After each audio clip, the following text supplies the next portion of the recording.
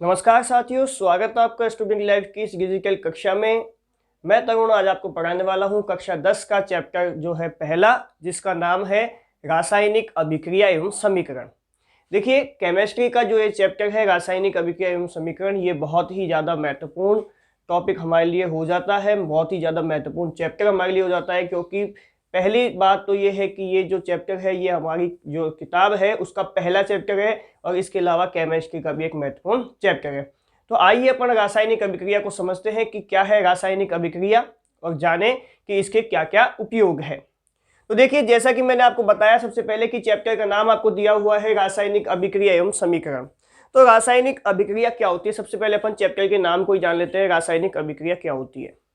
देखिए, आप देखोगे कि आप अपने जब आप चारों ओर नजर घुमाते हैं तो आप देखते हैं कि आप अपने चारों ओर बहुत सारे पदार्थ देखते हैं और उन पदार्थों के अंदर आप देखते हैं कि समय के साथ साथ कुछ बदलाव होता रहता है। जैसे आपने देखा होगा कि अपने घर पे जो छत होती है, छत पे यदि अपन कोई लोहे की वस्तु पटक देते हैं तो कुछ समय बाद जो लोहे की वस्तु है उसमें जंग लग जाती है।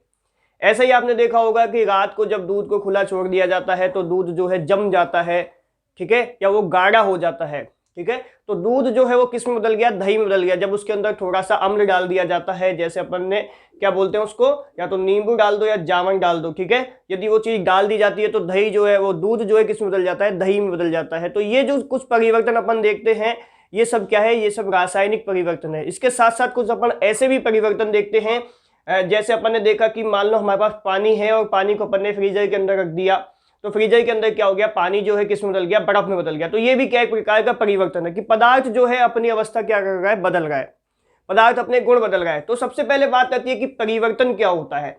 देखिए, हमने अभी बताया कि अपने चारों ओर हम पदार्थों को जो है एक रूप से दूसरे रूप में बदलते हुए देखते हैं और इसी को अपन बोल देते हैं परिवर्तन। तो सबसे पहले अपने पास बात आ जाती है कि परिवर्तन क्या होता है। तो परिवर्तन का मैंने बताया कि पदार्थ का एक रूप से किससे? एक रूप से किस में बदलना? दूसरे रूप में बदलना। पदार्थ का एक रूप से दूसरे रूप में बदलना क्या कहलाता है? परिवर्तन कहलाता है। ठीक है, इसके बाद आती है कि परिवर्तन कितने प्रकार के होते हैं। तो अपन देखते हैं कि परिवर्तन दो प्रकार के हमको दिखाई देते हैं। कौन कौन से हैं? कि पहला तो आ जाता है अपने पास भौतिक परिवर्तन और दूसरा आ जाता है अपने पास रासायनिक परिवर्तन। ठीक है, पहला क्या आ जाता है? भौतिक परिवर्तन आ जाता है और दूसरा क्या आ जाता है? रासायनिक परिवर्तन आ जाता है। देखिए, भौतिक परिवर्तन क्या होता है तो इसकी परिभाषा अपन ने लिखी हुई है कि ऐसा परिवर्तन, ध्यान से सुनना, ऐसा परिवर्तन जिसमें पदार्थ के भौतिक गुण, क्या बोला मैंने? ऐसा परिवर्तन जिसमें पदार्थ के भौतिक गुण परिवर्तित होते हो। ऐसा परिवर्तन जिसमें पदार्थ के भौतिक गुण परिवर्तित होते हो। अब भौतिक गुणों की बात करें तो भौतिक गुण क्या होते हैं? जैसे मान लो पदार्थ का रूप बदल जाए, उसका रंग बदल जाए, उसकी अवस्था बदल जाए, उसका आकार बदल जाए, उसकी आकृति बदल जाए या उसकी गंध बदल जाए। तो ये सब कौन से परिवर्तन है? ये सारे परिवर्तन अपन बोलते हैं भौतिक परिवर्तन। ठीक है, तो ऐसा परिवर्तन जिसमें पदार्थ के भौतिक गुण बदल जाए वो क्या कहलाता है? भौतिक परिवर्तन कहलाता है। ठीक है, अब भौतिक परिवर्तन के अंदर एक चीज आती है कि परिवर्तन का कारण हटाने पर, ध्यान से सुनना, इंपॉर्टेंट लाइन है कि परिवर्तन का कारण हटाने पर पुनः मूल पदार्थ प्राप्त हो। भौतिक परिवर्तन की क्या विशेषता है कि जब परिवर्तन का कारण हटा दे, ठीक है, जिस कारण वो परिवर्तन हुआ है, यदि उस कारण को हटा दिया जाए तो हमें क्या हो जाता है? पुनः मूल पदार्थ, मतलब पदार्थ जैसा था वैसा प्राप्त हो जाता है। तो इसको अपन क्या बोल देते हैं? भौतिक परिवर्तन। मतलब इसको उदाहरण से समझो आप कि आपने क्या किया? आपने एक पानी को किस में बदल दिया? बर्फ में बदल दिया। अब पानी को बर्फ में बदलने के लिए हमें क्या करना पड़ेगा? कुछ ना कुछ कारण लगाना पड़ेगा। कुछ तो कारण होगा जब भी तो पानी बर्फ में बदलेगा। तो कारण क्या था? टेम्परेचर, कि हमने तापमान को क्या कर दिया? कम कर दिया।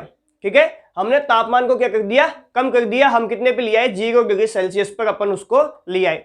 तो हमने जैसे ही तापमान कम किया तो बर्फ, जो जल है वो किस में बदल गया? बर्फ में बदल गया। अब हमने क्या किया?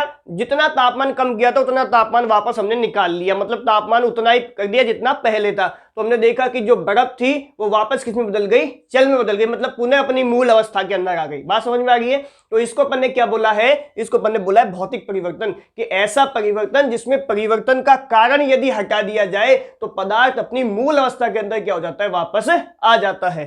ठीक है, इसको अपन क्या बोल देते हैं? भौतिक परिवर्तन। इसके अंदर एक बात और आती है कि परिवर्तन क्या होते हैं? अस्थायी होते हैं।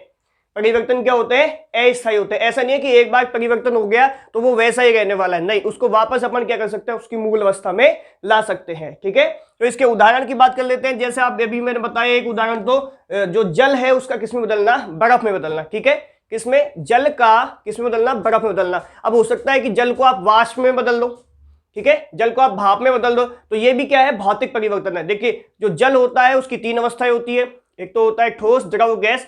ठोस के अंदर अपन बर्फ ले लेते हैं, द्रव के अंदर अपन जल ले लेते हैं, और गैस के अंदर अपन भाप ले लेते हैं। ठीक है, तो जल इन तीनों अवस्थाओं में से किसी भी अवस्था में यदि आता है, जल इन तीनों अवस्थाओं में से यदि किसी भी अवस्था में आता है तो उसको अपन वापस उसी अवस्था में ला सकते हैं, क्योंकि ये कैसा परिवर्तन है, भौतिक परिवर्तन है।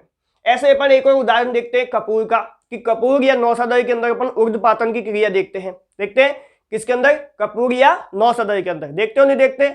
तो अपन देखते हैं कि जब कपूर को जलाया जाता है, जब कपूर को ताप दिया जाता है, तो कपूर जो है बिना द्रव में बदले किस में बदल जाता है, वाष्प में बदल जाता है। अपन ने 9th कक्षा के अंदर ऊर्ध्वपातन विधि को समझा था, वहां पे अपन ने देखा था कि जब कपूर को अपन ने गर्म किया तो कपूर जो ठोस अवस्था के अंदर था, या नौसादर जो ठोस अवस्था के अंदर था, वो किस में बदल गया, वाष्प में बदल गया। ठीक है, अब जैसे उसका तापमान वापस हमने कम किया तो वो वाष्प वापस किस में आ गई, ठोस में आ गई। वाष्प वापस किस में आ गई, ठोस में आ गई। तो इसको परिवर्तन को अपन ने क्या बोला है, इसको अपन ने बोला है भौतिक परिवर्तन। तो उम्मीद करता हूं भौतिक परिवर्तन तो आपको समझ में आ गया होगा। अब आगे देखिए, अब आगे अपने पास आता है रासायनिक परिवर्तन। कौन सा आता है, रासायनिक परिवर्तन। क्या होता है रासायनिक परिवर्तन, इसको भी समझ लेते हैं।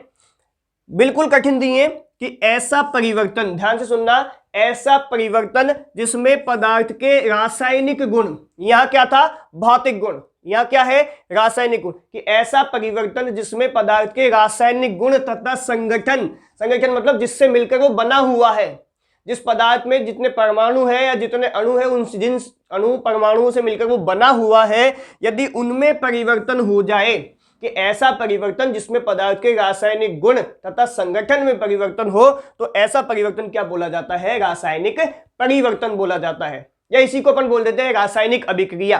मतलब पदार्थ को एक अवस्था से दूसरी अवस्था में लाने के लिए, या पदार्थ को अपने गुणों को बदलने के लिए जो काम करना पड़ रहा है, जो गुण बदलने में जो क्रिया हुई है, उसको अपन ने क्या बोल दिया, रासायनिक अभिक्रिया बोल दी। ठीक है, तो रासायनिक परिवर्तन क्या हो गई, या रासायनिक अभिक्रिया क्या हो गई, कि ऐसा परिवर्तन जिसमें पदार्थ के रासायनिक गुण तथा संगठन क्या हो जाए, बदल जाए। ऐसा परिवर्तन जिसमें पदार्थ के रासायनिक गुण तथा संगठन बदल जाए क्या कहलाता है, रासायनिक परिवर्तन कहलाता है। आगे, कि कारण हटाने पर, ध्यान से सुनना, इंपोर्टेंट लाइन है, कारण हटाने पर पुनः मूल पदार्थ प्राप्त नहीं होता। क्या बोला मैंने, कारण हटाने पर पुनः मूल पदार्थ प्राप्त नहीं होता। यहां क्या हो रहा था कि मूल पदार्थ मिलता था, यहां क्या हो रहा है कि मूल पदार्थ हमको नहीं मिलेगा।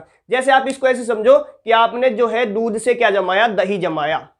क्या जमाया, दूध से दही जमाया। अब ऐसा कोई भी नहीं है इस दुनिया के अंदर जो दही से वापस दूध बना दे।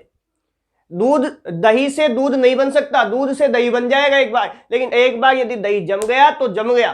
फिर ये नहीं है कि दही से आप वापस दूध बना रहे हो कि सर हम तो दही से दूध बना सकते हैं। कोई नहीं बना सकता। क्यों नहीं बना सकता, क्योंकि ये परिवर्तन कैसा है, ये है रासायनिक परिवर्तन। बात समझ में आ गई है।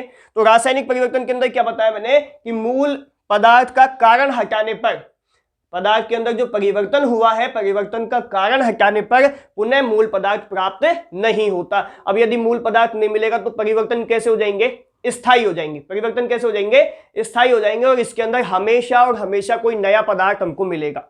ठीक है, पहले मान लो जो पदार्थ था और बाद में जो पदार्थ बदला है, तो वो क्या होगा, वो नया ही पदार्थ होगा।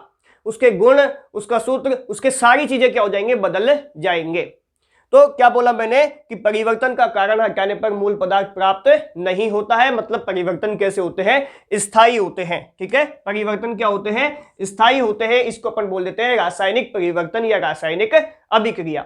ठीक है, इतना समझ में आ गया आपको। अब आगे इसके उदाहरण से समझते हैं अपन। जैसे आप देखोगे कोयले का दहन, क्या देखोगे, कोयले का दहन। मतलब जब कोयले को क्या करेंगे, जलाएंगे, कोयले को जलाएंगे तो किस में बदल जाएगा, वो किस में बदल जाएगा, कार्बन मोनोऑक्साइड या कार्बन डाइऑक्साइड के अंदर बदल जाएगा। बदलेगा नहीं बदलेगा। तो जो कार्बन डाइऑक्साइड एक बार बन गई, जो कार्बन डाइऑक्साइड बन गई, क्या आप उससे वापस कोयला बना सकते हो, क्या नहीं बनेगा कोयला। क्यों नहीं बनेगा? क्योंकि वो कैसा परिवर्तन है? वो है रासायनिक परिवर्तन। या देखो जैसे अपन ये लिखते हैं कि C+O2 is equal to CO2, लिखते हैं ऐसा कि C+O2 is equal to CO2। अब ये क्या है कि कार्बन की क्रिया जब ऑक्सीजन के साथ हुई, ध्यान से सुनना, कि कार्बन की क्रिया जब ऑक्सीजन के साथ हुई तो क्या बना? कार्बन डाइऑक्साइड बना। अब ये कार्बन डाइऑक्साइड वापस कार्बन बना सकता है क्या? नहीं बना सकता। एक बार यदि धुआं हो गई, गैस बन के उड़ गया कोयला, तो उसको आप पकड़ नहीं सकते हो। ऐसा नहीं है कि साहब हमने कोयला जलाया, सिगड़ी जलाई हाथ तापने के लिए, और उसकी जो धुआं उड़ी उसको अपन ने कैद कर लिया और वापस कोयला बना दिया। ऐसा नहीं होता है। ये क्यों नहीं होता ऐसा? क्योंकि ये परिवर्तन क्या है? रासायनिक परिवर्तन है। ऐसा ही दूसरा उदाहरण, दूध से दही जमना। देखो आ गया उदाहरण अभी दूध से दही जमना, कि एक बार यदि दूध से दही बना दिया तो बन गया, फिर दही से जो है दूध नहीं बनेगा। बात समझ में आ गई है आपको कि दही से दूध नहीं बनेगा, दूध से दही बन जाएगा। आगे लोहे पर जंग लगना। देखो एक होगा, अभी मैंने जब पहले स्टार्ट किया था तब आपको बताया था कि आपने देखा होगा कि छत पर जो पड़ा हुआ लोहा होता है वो कुछ दिनों बाद उसके अंदर जंग लग जाती है। तो जंग क्यों लगती है? जब वो नमी और ऑक्सीजन से क्रिया कर लेता है, कि जो वायुमंडल के अंदर जो नमी होती है और जो ऑक्सीजन होती है उससे क्या कर लेता है? लोहा क्रिया कर लेता है, और क्रिया करने के कारण क्या बना देता है? जंग बना देता है। बात समझ में आ गई है? तो जंग क्या है? जंग क्या है?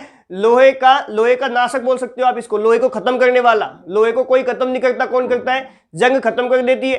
ठीक है, तो लोहे के अंदर जंग लगना, एक बार यदि लोहे में जंग लग गई तो फिर कोई उसको नहीं बचा सकता, तो वो खत्म ही हो गया लोहा। जितने लोहे में जंग लगी उतना उसको लोहा क्या हो गया? खत्म हो गया। ये आप कुछ दिनों तक और खुला छोड़ दोगे तो पूरा लोहा गायब हो जाएगा, पता नहीं चलेगा लोहा गया कहाँ। मिलेगा क्या आपको? जंग का बुरादा मिलेगा। ठीक है, जंग मिलेगी मतलब आपको। इसके बाद आता है मैग्नीशियम का दहन। मतलब जैसे अपन ने कार्बन देखा, जैसे अपन क्या देख सकते हैं? मैग्नीशियम। मैग्नीशियम क्या होता है? Mg। मैग्नीशियम की क्रिया यदि ऑक्सीजन के साथ करवाई तो क्या बन जाएगा अपने पास? MgO बनेगा। क्या बनेगा अपने पास? MgO। ठीक है, यहां पे देखो संतुलित अभिक्रिया हो गई है। मैग्नीशियम की अपन ने क्या करवाई? मैग्नीशियम की क्रिया किसके साथ करवाई? मैग्नीशियम की ऑक्सीजन के साथ। क्या बना? MgO, मैग्नीशियम ऑक्साइड बना। ठीक है, क्या बना? मैग्नीशियम ऑक्साइड बना। तो मैग्नीशियम का दहन भी कैसी क्रिया है? मतलब मैग्नीशियम की क्रिया यदि ऑक्सीजन के साथ करवाएंगे तो क्या होगा? मैग्नीशियम ऑक्साइड बनेगा। तो ये भी एक कैसी क्रिया है? बोले सर ये भी एक रासायनिक क्रिया है। कैसी क्रिया है? ये भी एक रासायनिक क्रिया है। तो ये सारी क्रियाएं क्या हो गई? ये सारी क्रियाएं हो गई रासायनिक अभिक्रिया। अब एक सवाल आपके पास आ जाता है यहाँ पे, मैग्नीशियम के दहन से संबंधित बहुत ही ज्यादा इंपॉर्टेंट सवाल हो जाता है आपके लिए, क्योंकि ये आपकी किताब का पहला ही सवाल बन जाता है और परीक्षा के अंदर बहुत बार पूछा जाने वाला सवाल है। सवाल क्या है? सवाल है कि मैग्नीशियम रिबन को जलाने से पहले, मतलब मैग्नीशियम, अपन ने एक मैग्नीशियम धातु ले ली, अब वो रिबन अवस्था के अंदर हो या तार अवस्था के अंदर हो, कुछ भी ले लो आप, कि मैग्नीशियम धातु को जब जलाया जाता है तो जलाने से पहले उसको साफ क्यों करते हैं? ठीक है, कि मैग्नीशियम रिबन को अपन जब जलाएंगे तो उसको जलाने से पहले अपन उसको साफ करते हैं रेगमाल से रगड़ के, तो साफ क्यों करते हैं? सवाल ये पूछ रहा है। तो इसका कारण यदि आप देखो, इसका उत्तर यदि आप जानना चाहो तो इसका कारण है ताकि मैग्नीशियम क्या हो? पूर्णतः वायु के संपर्क में रहे। देखिए, जब मैग्नीशियम की जो रिबन होता है उसको अपन खुला छोड़ देते हैं तो मैग्नीशियम क्या करता है? वायु में उपस्थित ऑक्सीजन से क्रिया कर लेता है, और मैग्नीशियम के ऊपर क्या जम जाती है? एक मैग्नीशियम ऑक्साइड की और धूल के जो कण होते हैं उसकी एक परत जम जाती है। मैग्नीशियम काला काला हमको दिखाई देने लग जाता है। ठीक है, अब वो काले उस मैग्नीशियम को यदि अपन जलाएंगे तो मैग्नीशियम ठीक से जलेगा नहीं। बात समझ में आ गई है? मैग्नीशियम क्या होगा? ठीक से जलेगा नहीं। तो इस वजह से क्या करते हैं अपन? मैग्नीशियम रिबन जो होता है उसको पहले रगड़ के साफ कर लेते हैं ताकि मैग्नीशियम के ऊपर जो मैग्नीशियम ऑक्साइड जमा हुआ है वो साफ हो जाए, जो धूल के कण है, जो कार्बन है, वो सब साफ हो जाए, और साफ होने के बाद हमें क्या मिले? शुद्ध मैग्नीशियम धातु मिले। ठीक है, अब वो जो मैग्नीशियम है वो जो मैग्नीशियम है उस मैग्नीशियम को जब जलाया जाएगा तो क्या होगा? वो मैग्नीशियम एक सफेद चूर्ण के, मतलब एक सफेद लो के साथ जलेगा। मैग्नीशियम रिबन को जब अपन जलाएंगे, साफ करने के बाद जलाएंगे, तो मैग्नीशियम क्या होगा? एक सफेद धुएं के साथ, सफेद लो के साथ क्या होगा? जलना प्रारंभ करेगा, और जलते जलते क्या हो जाएगा? वो जब पूर्णतः जल जाएगा, मैग्नीशियम जो है पूर्णतः क्या हो जाएगी? जल जाएगी, तो हमें एक सफेद पाउडर मिल जाएगा। हमें क्या मिल जाएगा? उस मैग्नीशियम का जला हुआ एक सफेद पाउडर मिल जाएगा, जो कि क्या होता है? मैग्नीशियम ऑक्साइड होता है। ठीक है, तो यहां पर उत्तर भी लिखा हुआ है ताकि मैग्नीशियम रिबन पूर्णतः वायु के संपर्क में रहे, मतलब उसके ऊपर कोई भी जो है अशुद्धि जमा नहीं होनी चाहिए, मैग्नीशियम ऑक्साइड जमा नहीं होना चाहिए। जब मैग्नीशियम रिबन को खुला छोड़ दिया जाता है तो वह वायु में उपस्थित ऑक्सीजन से क्रिया करके क्या बना लेता है, मैग्नीशियम ऑक्साइड बना लेता है। बात समझ में आ गई। अब इस मैग्नीशियम ऑक्साइड को ध्यान से सुनना, इस मैग्नीशियम ऑक्साइड को पहले अपन क्या करेंगे, रेगमाल से हटाएंगे और हटाने के बाद जब इसको अपन क्या करेंगे, जलाएंगे। हटाने के बाद जब इस मैग्नीशियम को जलाएंगे तो मैग्नीशियम कैसे जलेगा, सफेद लो के साथ। कैसे जलेगा, सफेद लो के साथ जलेगा। मतलब इसके अंदर से क्या निकलेगी, सफेद सफेद धुआं निकलेगी। और सफेद धुआं निकलने के बाद जो लास्ट में जो है बुरादा या उसको राख बोल सकते हैं अपन, मैग्नीशियम की राख जो बचेगी हमें वो कैसी मिलेगी, सफेद रंग की मिलेगी। सफेद लो के साथ जलता है तथा हमें क्या प्राप्त होता है, सफेद चूर्ण, मतलब श्वेत। श्वेत को अपन सफेद बोलते हैं, श्वेत चूर्ण मिल जाता है। श्वेत चूर्ण किसका होता है, ये श्वेत चूर्ण मैग्नीशियम ऑक्साइड का होता है, जो कि बनता किस लिए है, मैग्नीशियम और ऑक्सीजन की क्रिया करने से क्या होता है, हमें मैग्नीशियम ऑक्साइड मिलता है, मतलब MgO। मतलब क्या मिलता है यहाँ पे, हमें MgO मिलता है। बात समझ में आ गई। क्या मिला हमको यहाँ पे, MgO मिला, मैग्नीशियम ऑक्साइड हमको मिल गया। तो ये आज का अपना टॉपिक था, रासायनिक अभिक्रिया एवं समीकरण। इसके आगे की चर्चा अपन अगली कक्षाओं के अंदर करेंगे। तब तक के लिए बने रहिए, अलविदा। ठीक है, और इस चैनल को जो है लाइक कर दीजिएगा, वीडियो को लाइक कर दीजिएगा, सब्सक्राइब कर दीजिएगा और सभी विद्यार्थियों के साथ इसको जो है भेज दीजिएगा ताकि विद्यार्थियों को इसका पूर्ण फायदा मिल सके। धन्यवाद।